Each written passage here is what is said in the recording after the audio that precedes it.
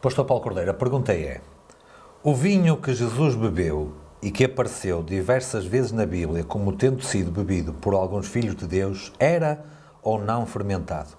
Em Provérbios diz que os reis não podiam beber vinho. Muito bem. Quando a palavra vinho aparece na Bíblia, só o contexto é que nos permite afirmar se era um vinho alcoolizado ou não alcoolizado. Eu dou alguns exemplos. Por exemplo, pegando num texto que aparece logo no início da Bíblia, em Gênesis, no capítulo 9, diz assim, Gênesis, capítulo 9, e a partir do versículo 20, lemos o seguinte: Sendo Noé lavrador, passou a plantar uma vinha. Versículo 21. Bebendo do vinho, portanto, aqui a palavra vinho é mencionada, diz logo a seguir, embriagou-se e se pôs nu dentro da sua tenda. Bom, se ele bebeu vinho e diz que logo a seguir se embriagou, a minha pergunta é, que tipo de vinho é este? É vinho sem álcool ou com álcool? Que a resposta é mais do que óbvia. Portanto, aqui é um vinho alcoolizado.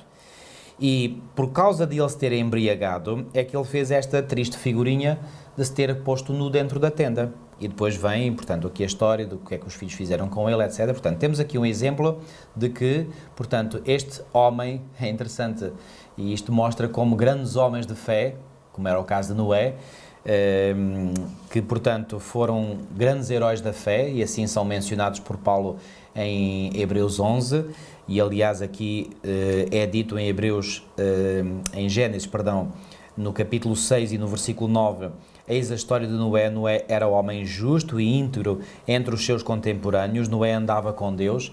Pois bem, depois de 120 anos a andar com Deus, ter pregado a mensagem, de ter vivido o dilúvio, pois bem, ele teve esta queda após o dilúvio. Será que Noé se arrependeu? Obviamente que sim, não temos dúvida nenhuma sobre isso.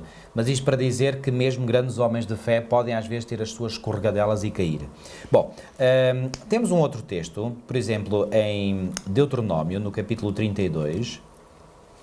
Deuteronômio, capítulo 32. E aqui neste texto, portanto, Deuteronômio, capítulo 32, e no versículo 14 diz assim: coalhada de vacas e leite de ovelhas com a gordura dos cordeiros, dos carneiros que pastam em Bazã e dos bodes, com o mais escolhido trigo. E bebeste o sangue das uvas, o mosto. O sangue das uvas, o mosto.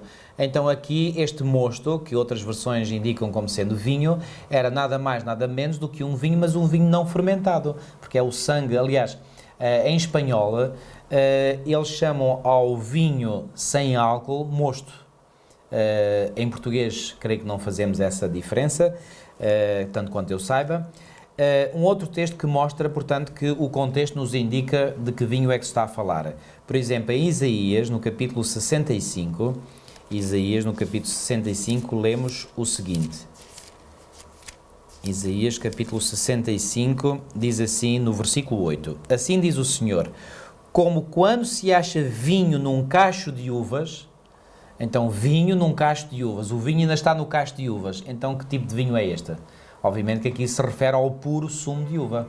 Ok? Portanto, dependendo do contexto, é que nós iremos analisar se o termo vinho se refere a vinho fermentado ou não fermentado. Bom,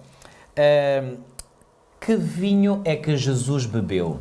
Que vinho, esta pergunta ainda é mais importante, é que Jesus utilizou na ceia que teve com os discípulos antes da sua morte, da sua crucifixão? Bom, em Lucas, no capítulo 22, nós lemos que quando Jesus se sentou à mesa, e eu vou ler, portanto, Lucas 22, no versículo 7, diz assim: chegou o dia dos pães asmos, em que importava comemorar a Páscoa. E o versículo 8 acrescenta: Jesus, pois, enviou Pedro e João, dizendo: ide preparar-nos a Páscoa para que a comamos. No versículo 11, dizei ao dono da casa: o mestre manda perguntar-te onde é o aposento no qual hei de comer a Páscoa com os meus discípulos. Versículo 13. E indo, tudo encontraram como Jesus lhes dissera e prepararam a Páscoa. Versículo 15. Versículo 14. Chegada a hora, pôs-se Jesus à mesa e com ele os apóstolos. Versículo 15. E disse-lhes: tenho desejado ansiosamente comer convosco esta Páscoa antes do meu sofrimento. Portanto, temos aqui uma, duas, três, 5 referências ao termo Páscoa. Então, Jesus está a dizer que aquilo que ele está a fazer com os seus discípulos é comemorar a Páscoa. Bom, isto imediatamente nos faz recordar da primeira Páscoa. E a primeira Páscoa vem mencionada em Êxodo no capítulo 12.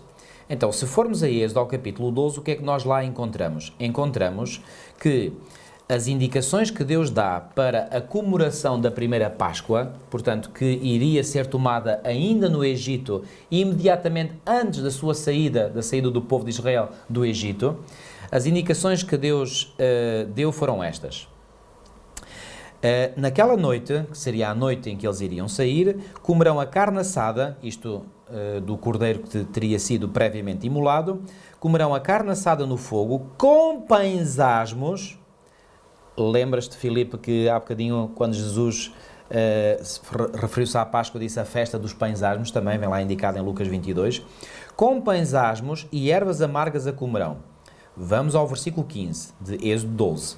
7 dias comereis pães asmos. Logo ao primeiro dia tirareis o fermento das vossas casas, pois qualquer que comer coisa levedada desde o primeiro dia até ao 7º dia, essa pessoa será eliminada de Israel. Versículo 19. Por 7 dias não se ache nenhum fermento nas vossas casas, porque qualquer que comer pão levedado será eliminado da congregação de Israel, tanto o peregrino como o natural da terra. E já no capítulo 13 e no versículo 7 nós lemos: 7 dias se comerão pães asmos, e o levedado não se encontrará contigo, nem ainda fermento será encontrado em todo o teu território.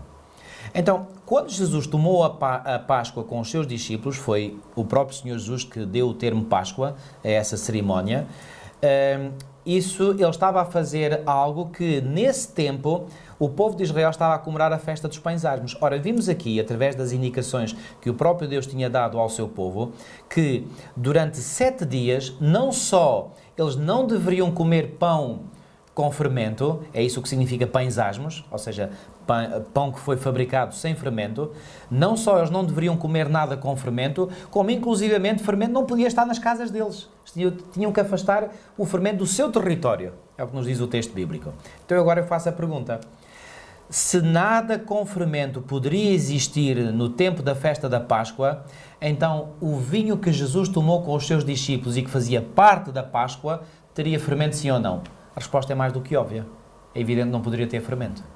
Portanto, quando, por exemplo, os sacerdotes na Igreja Católica Romana tomam aquele vinho para simbolizar com ele o sangue de Cristo, e esse vinho, todos nós sabemos, é um vinho alcoolizado, ao fazerem isso, eles estão a blasfemar do sangue de Cristo, porque o sangue de Cristo, diz-nos a Bíblia, o sangue de Jesus nos purifica de todo o pecado.